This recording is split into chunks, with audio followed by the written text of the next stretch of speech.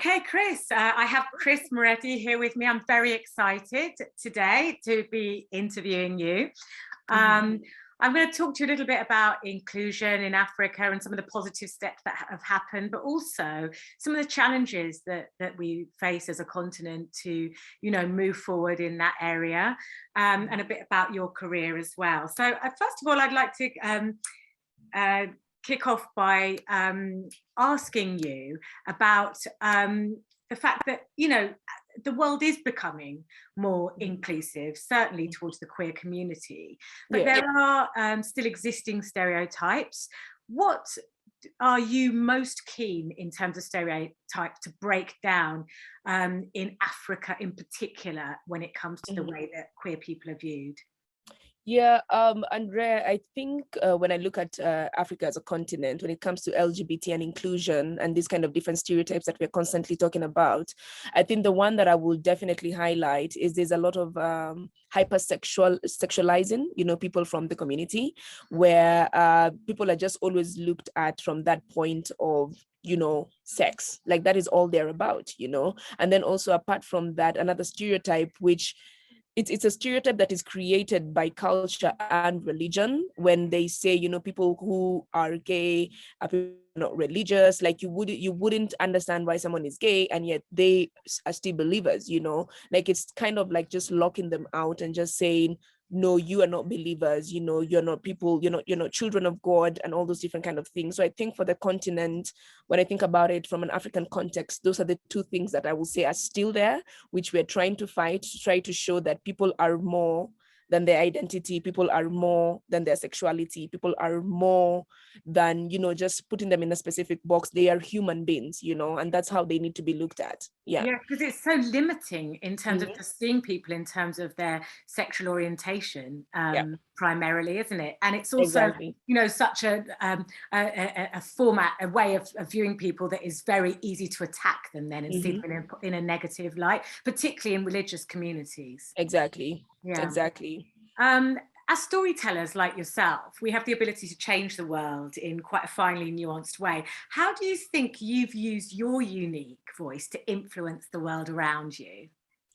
So I'm a storyteller, and I think that's the one thing that even many people around me know about me. And I think for me, I took time to think about how can I use stories to be able to drive, different communications, when it comes to matters of LGBTQ here in Africa, here in Kenya. So of course, my social media is my biggest platform. So where I take time to paint out pictures to people, because I realize that people do not read the fine print, when it comes to activism and advocacy. But once you bring the picture closer home, once you give them a story that will make them feel that could be my son, that could be my daughter, that could be my dad, that could be my colleague. The power of storytelling is you bring everything so close home that someone does not have time to think about hate. First, they have to relate with, this could actually be someone so close to me, and how would I want them to feel? So of course, I've used my different social media platforms, my Instagram.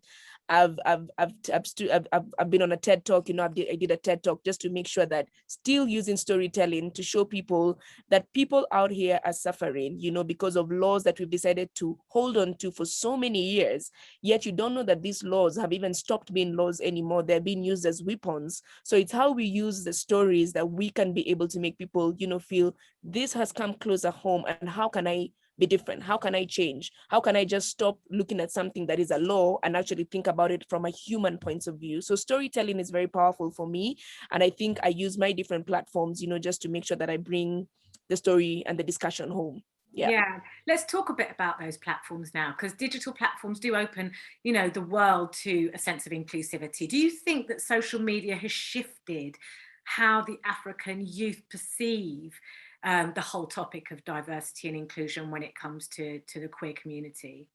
Absolutely. I started my organization right off Instagram, Bold Network Africa, and in 4 months, it has over 10,000 people, who are in there. And when I think about it, those are 10,000 people who are now visionaries. Those are 10,000 people who are saying, we're ready to be bold. We're ready to live our truth, And when I see the kind of communication and the kind of comments that were there 5 years ago on different platforms like Facebook, Twitter, and when I look at Instagram right now, I can see the change that social media is bringing, and we cannot genuinely ignore the digital platforms that we've been given, right now, and how effective they are.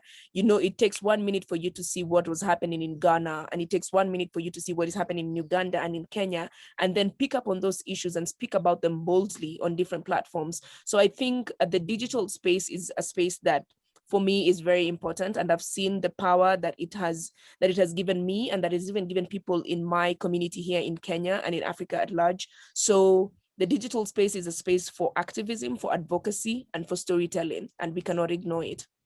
And do you think that it offers a sense of support as well? Because I'm sure you must get contacted by people personally who feel very isolated in their own communities. Yeah, so it has definitely opened, doors of communication. Every single day I have messages of someone saying this and this is happening to me. How can I get help? And by reading that message, I'm able to connect them to maybe to get a mental health platform, for them to speak to a therapist. It has also opened communication channels where someone says, I'm looking for someone who can speak about this, and immediately they just go on Instagram and they're able to find Chris Makena. So I think for me, the communication lines have become easier. You don't have to wait to open your emails for you to see what is happening around the world. It just takes a click of a button, and a DM is there, and a tweet is there, and you can be able to change someone's life. Yeah. When it comes to the sort of mainstream traditional systems like the Catholic Church, we have seen a bit of progress, haven't we, with Pope Francis recently expressing his support for LGBTQ plus rights. How significant a step do you think that is when it comes to the church's importance in Africa? And how do you think it was viewed by people?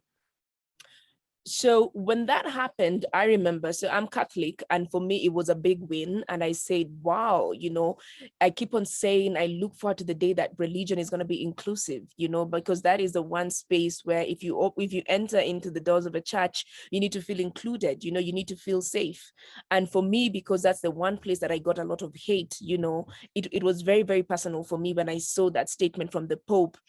When I think about it, I don't think it trickled down into the African system, the religion, the Catholic Church, even here in Africa. I think there was still a lot of backlash with people saying, we're not going to take that, And I think genuinely it's because people in Africa are still holding on to a lot of cultural practices. And when they mix that up with religion, then they don't even want to let religion be inclusive. So that's why even when the Pope said, this is a space where we need to love everybody, love is our language, and everybody is human. Still in Africa, you still see people being attacked, using religion and culture. So there's still a lot of work to do that we're going to keep on doing. And I hope, the Catholic churches in Africa, can wake up and rise to the occasion of seeing where the world is going. Because for me, religion has to be inclusive. So we are not yet there 100%, but definitely happy with what the Pope did. That was a very, very powerful statement. And we hope that it trickles down all the way. Yeah. What was the inspiration behind Out in Africa, and which achievements are you most proud of? And what challenges do you think are still, mostly at the forefront? Yeah. Out in Africa, that's when I was working for the BBC. Yeah. And of course, BBC being very, very big on diversity and inclusivity. While I was working for the BBC, I was outed in public, as a gay journalist, trended for over 3 months in Kenya. Very, very painful situation, just to wake up every single day and see people abusing you, people wanting to kill you, people saying that you're not worthy of living, just because you're gay. And yet there's still all these other different things that you're doing that really, they don't need to box you with just one thing to even a point of feeling like you need to die, So for me, those experiences, shaped the pain that I went through, shaped me as an individual. And I said, I want to tell my story of being out in Africa and what that actually means. So that was a webinar that was organized by myself and the diversity and inclusion team at the BBC when I was still there. I was just open and start conversation of what does it actually mean to be out in Africa, because I feel like diversity and inclusion is happening, the strides are bigger in the rest of the world, in America, in Europe, but really we need to remember the continent and say, what does it actually mean, to be out in Africa, to be a gay person in Africa who says, this is me, this is me, I'm leaving. What are the challenges that people go through? What are the victories that people go through? How liberating is it, So for me, that was the reason why we did that webinar, just to say, I'm out, I'm a gay woman, and genuinely, what does it mean to be out in Africa? And what can we do to change the situations? Yeah. On a personal level, it must have been so challenging being outed publicly. Yeah. What was the reaction to people around you? It was devastating, Andrea. Having lived, and as an adult, I was 28 when that happened, and you've lived 28 years, of just never seen people hate you that much, and you wake up one day and Twitter is flooded, and people are just cussing you out. People are saying, we don't want you in this continent. You need to go to the Western world where this is accepted. But yet again, you say, why? This is home. This is what I know, and this is where I'm making my strides. Why do I need to run away? Different reactions from family members, love, some hate, just seeing all that happening was so painful. I remember I shut down for over 3 months, and I keep on saying power to the BBC, because they really held me down, Right. because of how grounded they are as an organization. But it was definitely a very, very devastating time. I would never wish that on anyone. And that is even what now pushed me to start my own organization, because I said, I never want someone in my generation to go through that. And even the future generations don't need to go through that. We need to start changing the systems every single day. Yeah. As a reporter out in the field in Africa during your time with the BBC, were there any real standout experiences or people that you met in terms of, changing hearts and minds around, how being queer is perceived? Absolutely. I think just by my own existence, by my own fashion statements, because of I dress very, very boldly. So even if I'm going to work, that's how I'm going to go. And I constantly remember there's a time I did such a beautiful story about the Camel Mobile Clinic in Samburu, a rural area in Kenya, and just being there with people who have maybe never even been to the city, but yet they're meeting this journalist who wears, who puts on clothes with such boldness, and just how they present themselves. I remember sitting down and speaking to one of the ladies who just asked me, in their own language, like, why do you dress like a boy? And for me, I had to take time to break it down to them, to just say, there's freedom in expression, and yes, I have androgynous style, but also it's not just that. This is how I identify as, and just seeing that woman who has never even read a book about, inclusion, LGBT, and they were there and they were saying, you know what, you have a beautiful spirit, you have a beautiful soul, it doesn't really matter, we love you.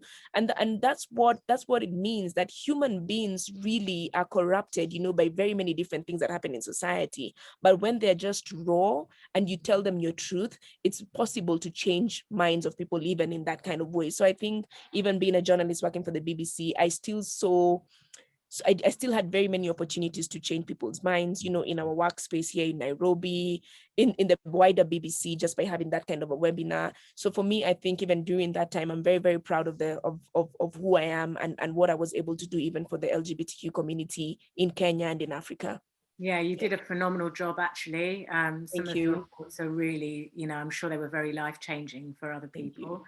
What do you think are still the biggest barriers that the African queer youth face throughout the continent?